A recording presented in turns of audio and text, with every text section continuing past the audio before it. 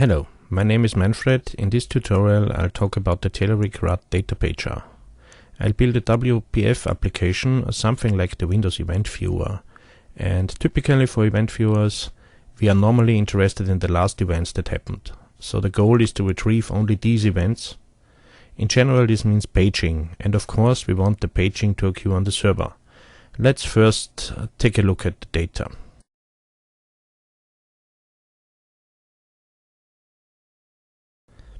Our data in this tutorial is stored in a SQL Server 2005 table. We have about 13,000 records in this table. Each entry has an ID, a severity, a message, and the time when it occurred.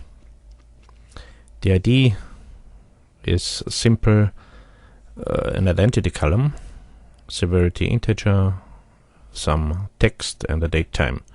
We also have some indices here. Notice that the creation date is always descending since we are interested in the last events that happened. Again, please notice that we have about 13,000 records here in this sample. This is typically the data produced in one day. In normal use, this application has about 100,000 records, since I store the events for 1 week. So now let's close this.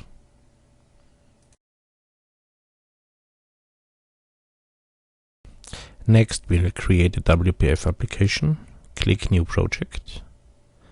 Choose a path for the new application. Give it a name. Also make sure that you have selected WPF application and C# as language. Click OK and wait a bit while Visual Studio creates your project.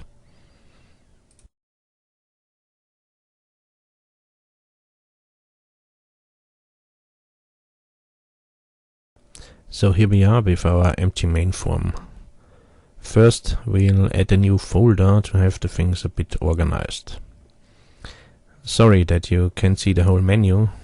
I'll soon move the window to the left side where you can see the complete things. The folder is for elements related to our data, so I give it the name data things. So now I move the window that you can see the whole menus. Next, right-click on the new folder and choose Add New Item. Select Link to SQL from the templates. Give it a name and create it by clicking Add.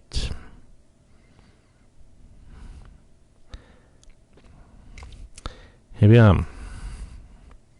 As we can read on the Link to SQL Designer surface, we should drag items from the Server Explorer. So let's open the Server Explorer, choose our database, and drag our table to the Designer surface. Notice that Link to SQL made log entry as a class name. So this means we have a log entry and the table is log entries. Now let's build the application to have our classes built and to check if any problems occur so far. Everything worked alright, so now let's go a step further.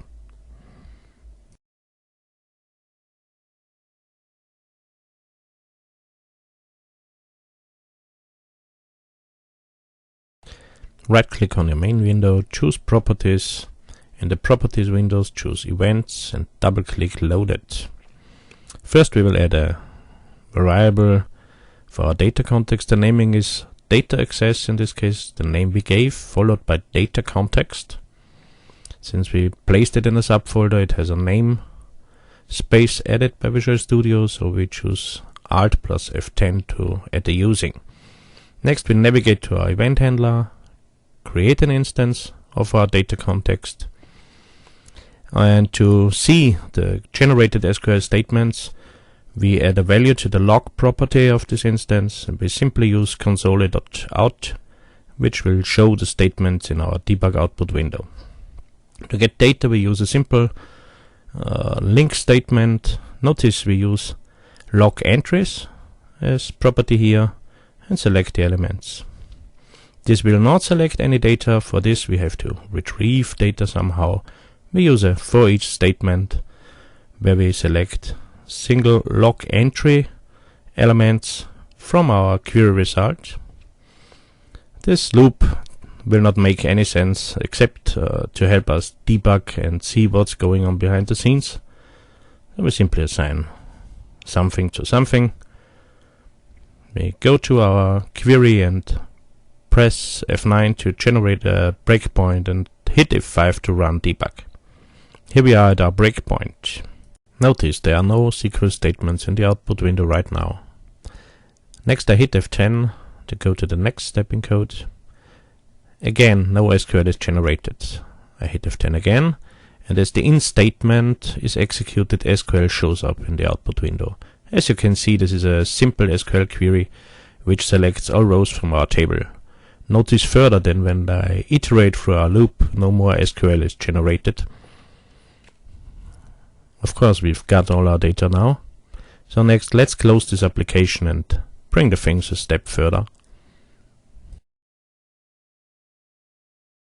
From the design view of our main form, we bring up the toolbox window. There we select RAD controls for WPF. We look for RAD grid view and drag this control to our design surface. It will take some time while Visual Studio integrates the control in your solution. This happens at the first time you add such a control to your project. Since Visual Studio has to do plenty of things in the background, it doesn't only add the control to your XAML, it also adds references as needed. As you see, here we have telerik.windows.controls and so on. Next we will format the window, the grid to fill our whole window. We remove the margin first, then change the alignments to stretch, horizontal, vertical, and further we will change the window size to get a bit more place for our grid. There's 500 and a width of 800. Seems good. Let's switch to code view now. Oh no, first give the grid a better name. And then we will switch to code view to assign data to the grid. First of all, we'll remove our test query and the loop. And the next step is pretty easy. We simply set the items source property of our RAD grid view to the log entries value of our data context. Next I place a breakpoint here and hit F5 to run the application. We hit the breakpoint and of course no SQL is in the output window. Next I will hit F5 to resume the application. It will take a bit to bring up the UI and show the application. Here we are, and as you can see we have scrolling and we have our almost 13,000 records in the grid. All the fields are here, also create, and in our output window we have 3 SQL statements. First we have the count. The RAD grid view wants to know how many records are coming. Then we select exactly 1 record to generate the columns of our grid. And the last statement is the same we had before when we tried it with our loop. It simply selects all records from our table. Let's examine the things a bit when we try to sort or do other kinds with our RAD grid view. When I open the filter pop-up on severity, we see a select top 1000 statement in our output window. RAD grid view uses this to provide the entry checkboxes in the filter pop-up. As soon as I check one of these filter values, a new SQL statement is generated. The records are selected by using some where clauses to filter them.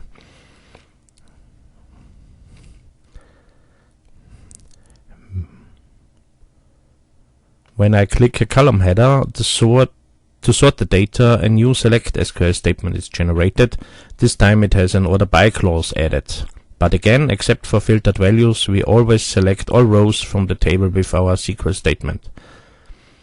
So consider every sorting or filtering transports, depending on the filter, up to 13,000 rows from the server to our client. So let's come to a point and have a look at the telerik RadDataPager. When we look at the documentation, we see that it provides us with navigation interfaces and so on. And in the key features, we see that it works with any enumerable. It will internally generate an paged collection view and expose it through paged source. Sounds interesting, or at least high sophisticated. Unfortunately, there is no statement about server-side paging. On the other hand, telerik says deliver more than expected, so we'll simply give it a try and see what happens.